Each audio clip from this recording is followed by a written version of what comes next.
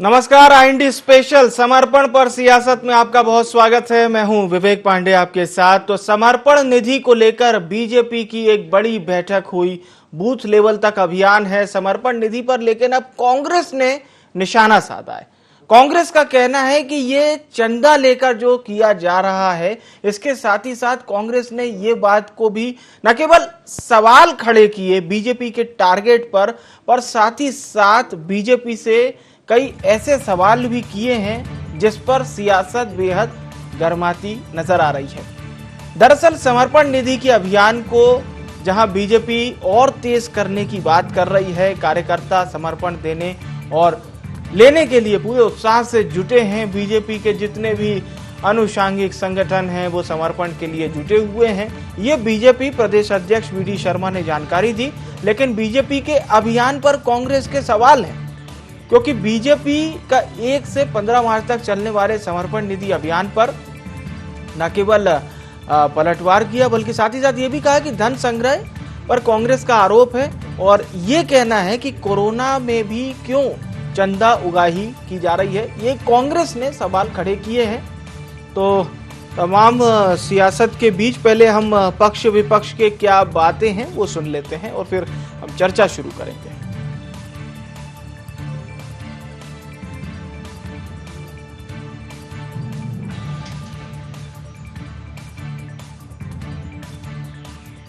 कोई कलेक्शन नहीं है, ये धन संग्रह नहीं है। मैंने पहले दिन भी कहा था, ये अपने संगठन के लिए और अपने विचार के लिए कार्यकर्ताओं का समर्पण है और समाज के वो लोग जो भारतीय जनता पार्टी से सिंपैथी रखते हैं, ये उनका समर्पण भारतीय जनता पार्टी के लिए है।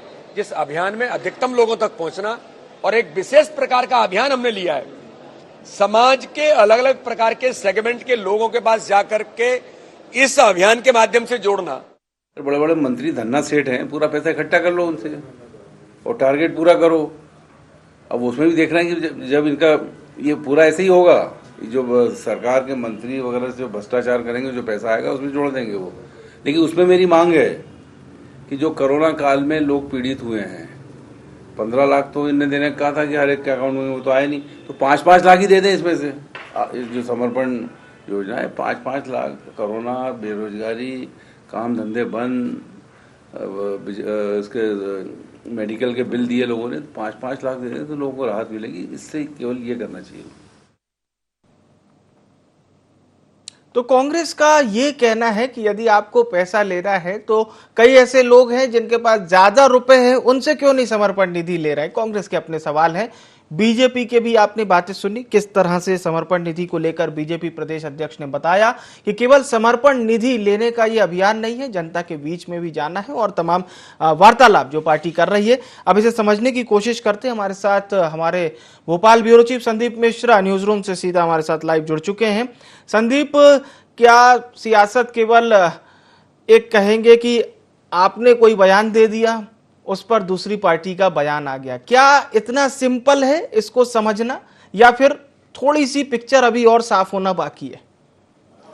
देखिए विवेक, जिस तरह से भारतीय जनता पार्टी का ये समर्पण निधि अभियान का कार्यक्रम आयोजित किया गया है, तो ये न सिर्फ समर्पण है, यानी कि आर्थिक समर्पण नहीं है। बीजेपी प्रदेश अध्यक्ष वी.डी. शर्मा ने एक बहुत अच्छी बात कही आज उन्होंने कि यह सिर्फ आर्थिक समर्पण नहीं है, यह पार्टी के कार्यकर्ताओं का भी समर्पण है। यानी कि वो जनता के बीच में कितना समर्पण करते हैं, व्यक्तिगत तौर पे वो पार्टी के माध्यम से आम जनता के बीच में अपनी कितनी ज्यादा उपस्थिति दर्ज करते हैं, इस बात का भी समर्पण है। क्योंकि ये निधि संग्रह के साथ साथ वो जनता के बीच कितना पहुंच रहे हैं, ये भी पार्टी का एक मकसद है। यानी कि एक तीर से दो शिकार कर रही है भारतीय जनता पार्टी।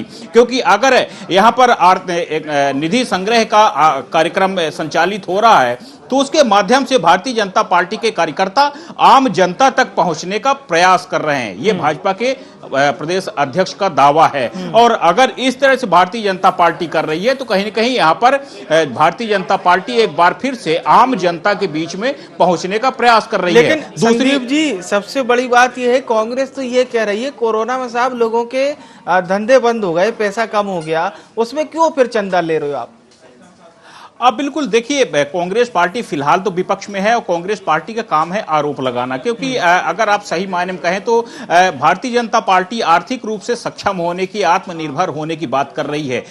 तरह तरह के अभियान चला रही है, बूथ विस्तारक अभियान चलाया गया, पहले बूथ स्तर तक भारतीय जनता पार्टी के कार्यकर्ता पहुंचे और अब उसके बाद जब समर्पण निधि अभियान का आगाज हुआ तो इसके माध्यम से भारतीय जनता पार्टी के कार्यकर्ता एक बार फिर आम जनता के बीच पहुंच रहे हैं। लेकिन उसके उलट अगर हम कांग्रेस पार्टी की बात करते हैं तो कांग्रेस पार्टी भी कई तरह के अभियान चला रही, लेकिन बूथ स्तर पर जिस तरह से मजबूती के साथ उनको पहुंचना चाहिए, घर घर जिस तरह से दस्तक देनी चाहिए, उस तरह से कांग्रेस के कार्यकर्ता नहीं पहुंच पा रहे हैं। घर घर चलो अभियान का एक आगाज हुआ है कांग्रेस पार्टी की ओर से, लेकिन वो कहीं ना कहीं सतही स्तर पर ही देखने को मिला है। सही मायने में अगर हम कहें तो जिस तरह से घर घर पहुंचने का दावा किया गया था कांग्रेस पार्टी की ओर से, वो नहीं हो पाया है। भोपाल में कुछ जगहों पर देखने को मिला है। अगर हम बात करें तो पूर्व मंत्री पीसी शर्मा जगह जगह पहुंचने की कोशिश उन्होंने की है, लेकिन ग्रामीण क्षेत्रों में अगर हम बात करें तो कांग्रेस का यह अभियान धरातल पे नहीं उतर पाया है, सिर्फ सतही स्तर पर ही ये देखने को मिला। तो यहां पर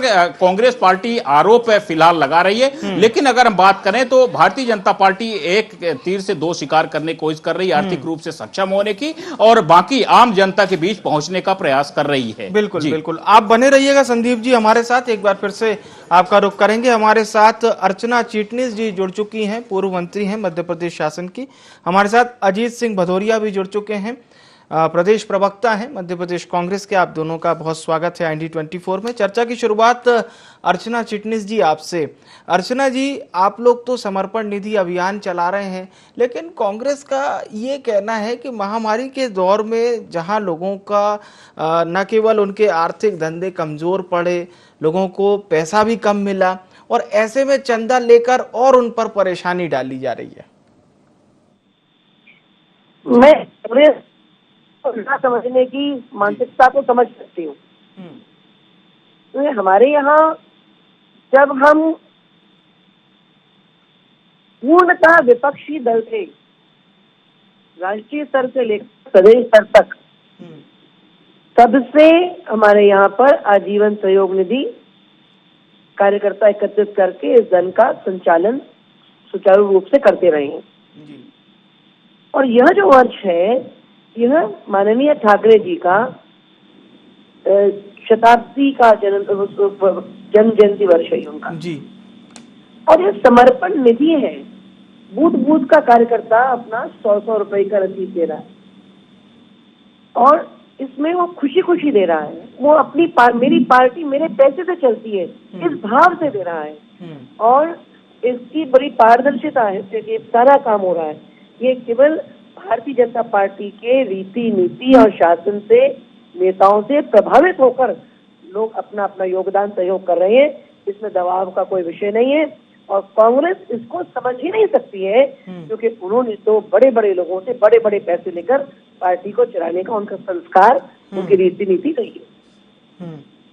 ठीक है, तो पार्टी को आत्मनिर्भर बनाने की ये कोशिश है, अर्चना चिटनीस जी का ये कहना है। और बीते दिनों जब हमने जबलपुर से गोपाल भार्गव जी को भी सुना था तो उन्होंने भी कमोबेश यही बात कही थी। अजीत सिंह जी का रुख करते हैं। जी अजीत जी, अर्चना जी का तो ये कहना है कि आप लोग समर्पण निधि को नहीं समझ सकते। जी, हम बिल्कुल नहीं समझ सकते उस समर्पण निधि को, जिस समर्पण निधि के नाम से अधिकारियों से चंदा वसूली की जा रही है, उद्योगपतियों से चंदा वसूली की जा रही है। जो भी थोड़े सक्षम लोग हैं, जबरदस्ती भारतीय जनता पार्टी के लोग प्रशासनिक दबाव डलवा के 1-1 लाख रुपए की रसीदें कटवा रहे हैं पेट्रोल पंप संचालकों पे, ट्रांसपोर्टरों पे, दूसरे लोगों पे। ये इस तरीके का समर्पण निधि मांगी जा रही है क्या? ये तो टेरर टैक्स मांगा जा रहा है, टेरर टैक्स। जिस तरीके से पिछले 7 साल में भारतीय जनता पार्टी ने समर्पण निधि और चंदे के नाम पर अपनी संपत्ति को हजारों करोड़ों रुपए में बढ़ा लिया है, वही हालत मध्य प्रदेश में। आप देखिए, जब शिवराज सिंह जी ने 18 साल पहले मध्य प्रदेश के मुख्यमंत्री की कुर्सी संभाली थी, उस समय उनके एक मित्र पे 3 टूटे डंपर थे। आज वो मध्य प्रदेश के सबसे बड़े टैक्स पेयर हैं और सबसे बड़े पैसे वाले हैं। शिवराज सिंह जी चाहें तो उनकी एक चेक से ही पूरी पार्टी का समर्पण निधि का करवा सकते हैं। परंतु नहीं करवाएंगे। क्यों? क्योंकि इनको लोगों को खून चूसना है जोंक की तरह। ये लोगों से अपराधियों की तरह वसूली कर रहे हैं, टेरर टैक्स वसूला जा रहा है। और आपके जो संवाददाता हैं राजधानी के, मैं अगर उनका नाम लूं सुमित जी, तो उनसे कहिए कि उन्होंने कांग्रेस का तो घर घर चलो अभियान का तो एनालिसिस कर दिया, इस समर्पण निधि का भी भोपाल में ही एनालिसिस कर दें। कितने कितने उद्योगपतियों से चंदा लिया जा रहा है, अवैध वसूली करी जा रही है चंदे के नाम पर। उसको भी जरा अपने मुंह से दो शब्दों से बता दें। नाम लेके बताऊं मैं अभी ग्वालियर चंबल अंचल में किन किन लोगों से, किन किन पेट्रोल पंप व्यवसायियों से जबरदस्ती चंदा वसूला जा रहा है भारतीय जनता पार्टी। अजीत जी, अभी आप बीजेपी के विषय में कह रहे थे तो मैं आपको पूरा समय दूंगा, मैं सुन रहा था। लेकिन देखिए, वो दरअसल आप संदीप जी का जिक्र कर रहे हैं। संदीप जी समतुल्य दोनों की बातें बता रहे थे। कांग्रेस के भी अभियान का उन्होंने जिक्र किया, जो जमीनी स्थिति है वो बताने की कोशिश की उन्होंने। जी अजीत जी एक तरफा करते हैं। लास्ट टाइम भी मैंने जब संदीप जी से बात की थी तब मैंने ये कहा था, पत्रकारिता धर्म होता है, आप बिल्कुल निष्पक्ष एनालिसिस करिए, आकलन करिए। तो सर इसीलिए तो हम सुन रहे हैं सर आपको। आप बोलिए। आपके ऊपर उंगली उठाई क्या? चलिए, आपके ऊपर उंगली उठाई क्या? आप पे प्रश्न चिन्ह लगाया क्या? नहीं, लेकिन सर प्रोग्राम के दौरान कांग्रेस का कहाँ ग्रामीण स्तर पे देख लिया? आज मैं जिस जिले में रहता हूँ उस जिले की 5 विधानसभाओं में घर घर चलो जन जागरण अभियान चल रहा है। मैं मेरे ग्वालियर चंबल अंचल में, पूरे ग्वालियर चंबल अंचल में जन जन जागरण और घर घर चलो अभियान चल रहा है। ठीक है। मैं आपके सवाल का जवाब संदीप जी से ही हम लेंगे। हम संदीप जी को बहुत जल्दी जोड़ रहे हैं कार्यक्रम में। अर्चना जी का रुख करते हैं। अर्चना जी, अजीत जी को अभी आप सुन रही थी। अजीत जी का ये कहना है कि अब जो मतलब शब्द का उन्होंने जिक्र किया है वो टेरर टैक्स, इस पूरे शब्द का मतलब उपयोग कर रहे हैं। काफी बेचैन हैं और काफी खींचे हुए भी हैं अजीत जी। पहले तो मैं कहूंगी कि अपने पार्टी के बारे में हर कोई मत व्यक्त कर सकता है, इसलिए हमें लोकतंत्र में अपने बारे में अच्छा बुरा सुनने में इतना विचलित नहीं होना चाहिए। ये एक वेलविशर के नाते से मैं उन्हें कहना चाहूंगी। और ये शब्दावली कांग्रेस की है, ये शब्दावली जनता की नहीं है, ये कार्यकर्ताओं की नहीं है। ये भारतीय जनता पार्टी को मिल रहे समर्थन और समर्पण से कांग्रेस का बेचैन होना स्वाभाविक है। ठीक है। अजीत जी ने चूंकि सवाल हमारे मतलब भोपाल ब्यूरो चीफ संदीप मिश्रा जी से किया था, तो संदीप मिश्रा जी क्या इस समय हमारे साथ जुड़ चुके हैं?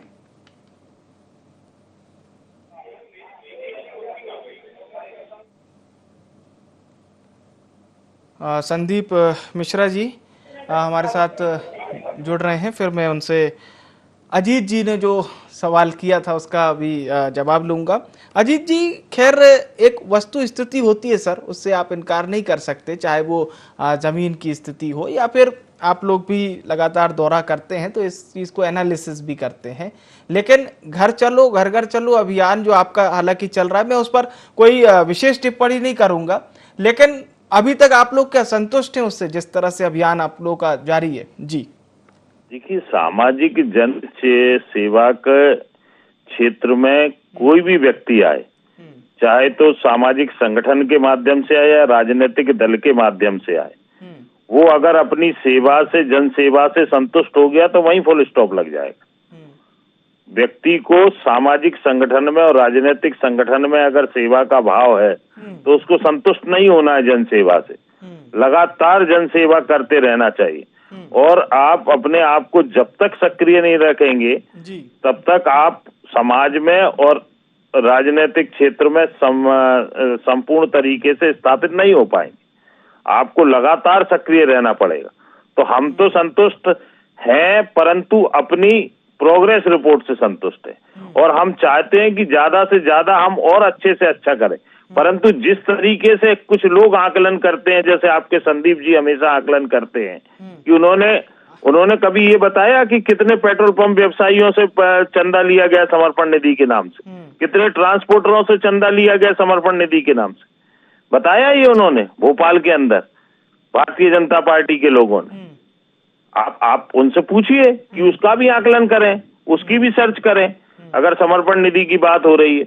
हम चाहते हैं कि कोई भी पार्टी का कार्यकर्ता है वो जो अपना समर्पण दे सकता है, परंतु आम जनमानस से, व्यापारियों से, सत्ताधारी दल होके आप किस एवज में ले रहे हैं? अरे उनकी इच्छा होगी तो वो आपको देंगे चंदा, वो तो नंबर 1 में देंगे, परंतु आप इस तरीके से दबाव बना के फूड ऑफिसरों से, कहीं एसडीएम से दबाव बनवा के आप लोग समर्पण निधि की, भाई इन्होंने टारगेट फिक्स कर दिया, इस जिले में हमें इतने 1 करोड़ रुपए उगाने, तो अब वो तो जिला अध्यक्ष की मजबूरी है, वहां स्थानीय विधायक की मजबूरी है। लगातार आपने सवाल किए हैं संदीप जी से। संदीप जी हमारे साथ फोन लाइन पर जुड़ चुके हैं।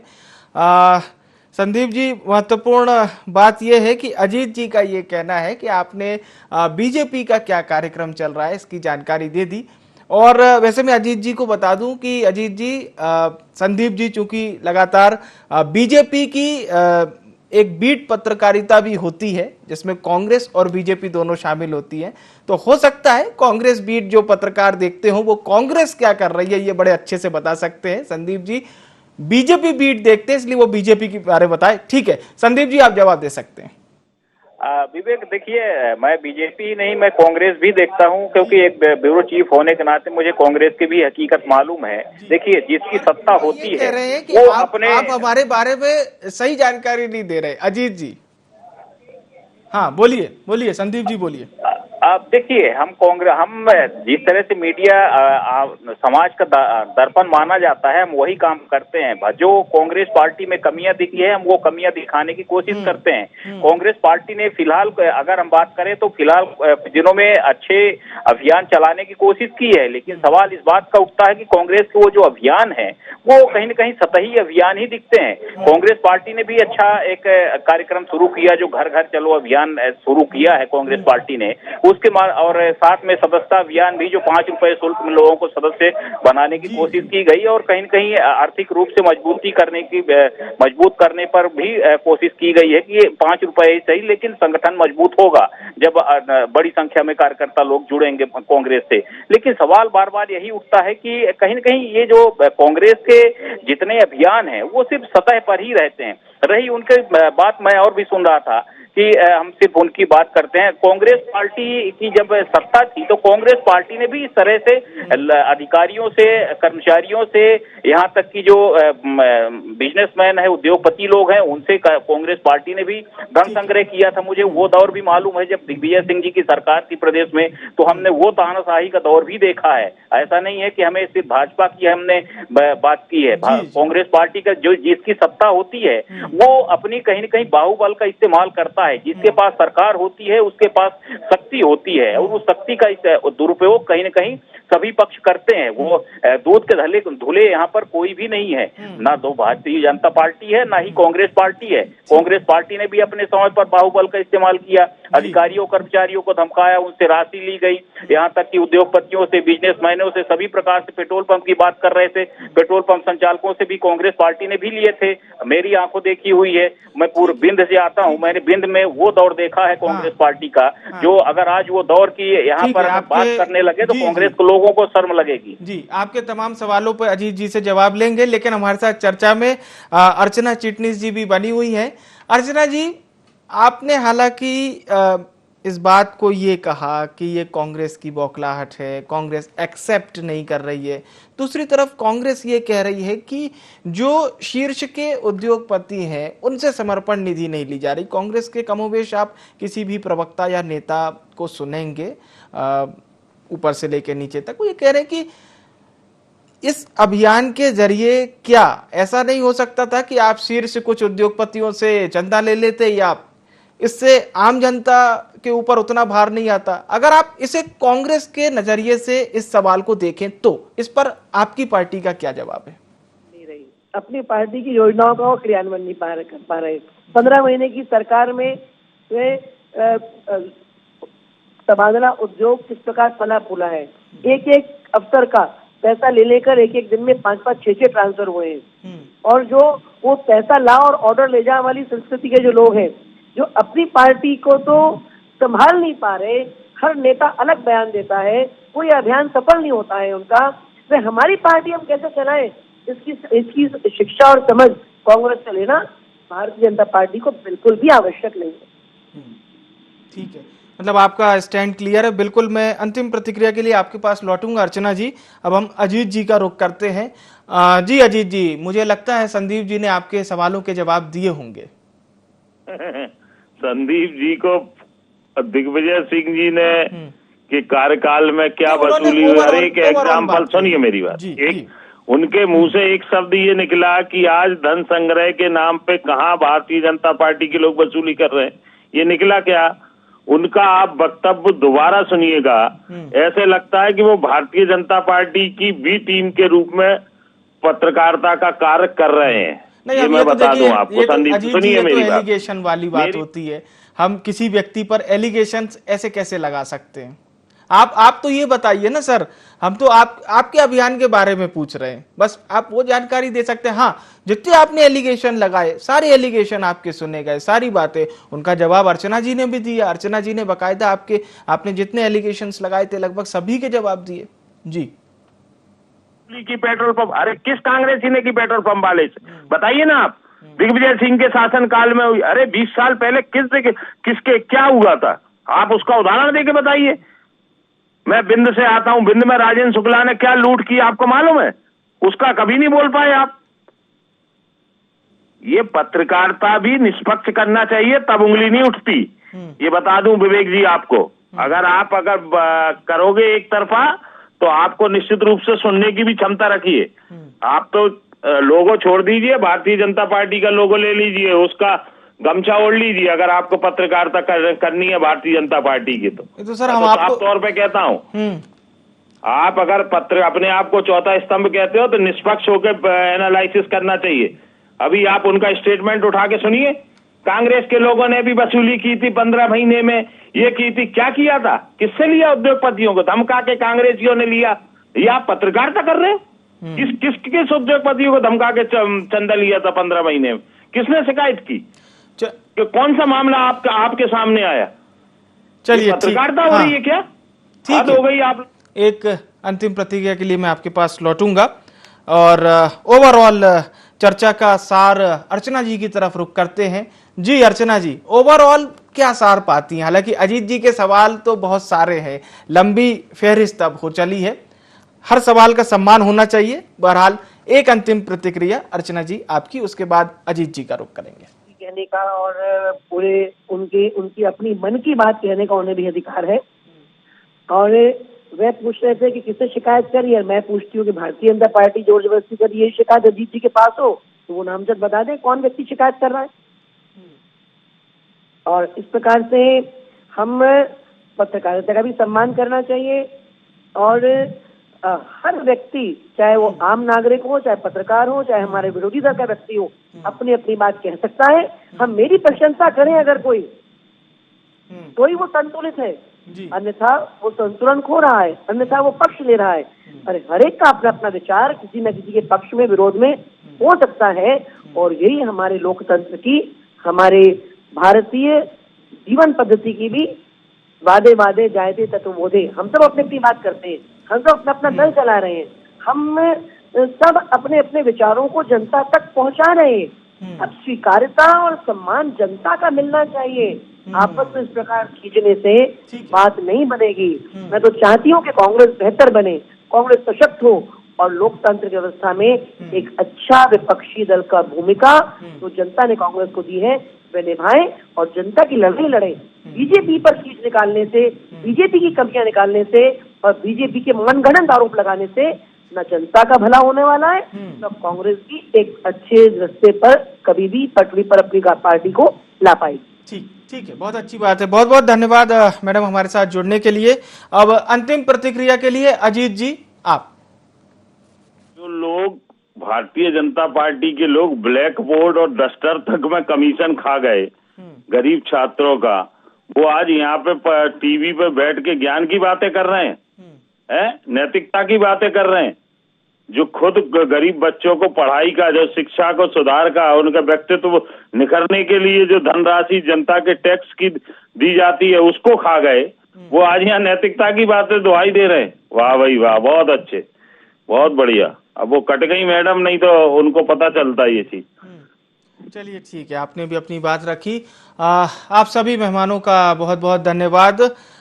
एक अंतिम प्रतिक्रिया के लिए संदीप जी आपका रुख करते हैं, क्योंकि चर्चा में आपको शामिल करना बेहद न केवल जरूरी है। जो बात चाहे अजीत जी ने कही हो या अर्चना जी ने जो उसके जवाब दिए हों, पर इतना जरूर है संदीप कि समर्पण निधि पर अभी ये जो सियासत चल रही है ये बदस्तूर मुझे तो नहीं लगता, क्योंकि एनालिसिस भी बहुत कुछ कहती है कि अभी ये बहुत जल्द खत्म हो जाए। बहरहाल आप क्या कहेंगे इस पे? बिल्कुल विवेक, देखिए अभी ये 15 मार्च तक समर्पण निधि का अभियान चलना है भारतीय जनता पार्टी का, और इस बात में कोई शक नहीं है। जब आदमी कहीं न कहीं खुद कमजोर होता है, जिस तरह सारे मैं बयान सुन रहा था इनके, तो जब आप खुद नहीं कर सकते हो, आप सक्षम नहीं होते हो, तो आप दूसरे पर आरोप लगाते हो। भारतीय जनता पार्टी फिलहाल मेहनत कर रही है, कोशिश कर रही है, जनता के बीच जा रही है और आर्थिक रूप से मजबूत होने की कोशिश कर रही है। तो ये आरोप इनका लगाना काम है कि वो किस तरह से चंदा उगाही कर रहे हैं, लेकिन भारतीय जनता पार्टी अपना काम कर रही है। वो 2023 की तैयारी कर रही है, और 2023 की तैयारी करने के लिए कांग्रेस को भी किसी ने नहीं रोका है। तो कांग्रेस पार्टी को भी मेहनत करना चाहिए। यहाँ सिर्फ आरोप लगाने से काम नहीं चलेगा, आपको मेहनत करना पड़ेगा, आपको जनता के बीच जाना पड़ेगा। बिल्कुल बिल्कुल, आपने बहुत अच्छी बात कही कि दौड़ सबके लिए है, मेहनत सबको करनी पड़ेगी, और यदि आपको जीतना है तो इसी तरह से लगातार मेहनत सबको करनी पड़ेगी। आरोप प्रत्यारोप से कुछ नहीं चलेगा। बहुत बहुत धन्यवाद हमारे साथ जुड़ने के लिए। तो हम चर्चा कर रहे थे समर्पण पर सियासत की, जो लगातार जारी है, और इन चर्चाओं में भी आपको समझ में आया होगा कि सियासत क्यों जारी है, क्यों इतने सवाल जवाब हो रहे हैं, और समर्पण पर जहां एक और बीजेपी का अपनी पार्टी को आत्मनिर्भर बनाना है, ये बीजेपी का मिशन है। लेकिन कांग्रेस ये कह रही है कि आप कोरोना काल में जो लोगों के धंधे जिस तरह से समाप्त हुए उनसे क्यों पैसे ले रहे हैं, क्यों उनको दोबारा से आर्थिक बोझ दे रहे हैं, ये कांग्रेस के सवाल हैं। फिलहाल के लिए IND स्पेशल में इतना ही। मुझे यानी विवेक को दीजिए इजाजत। नमस्कार।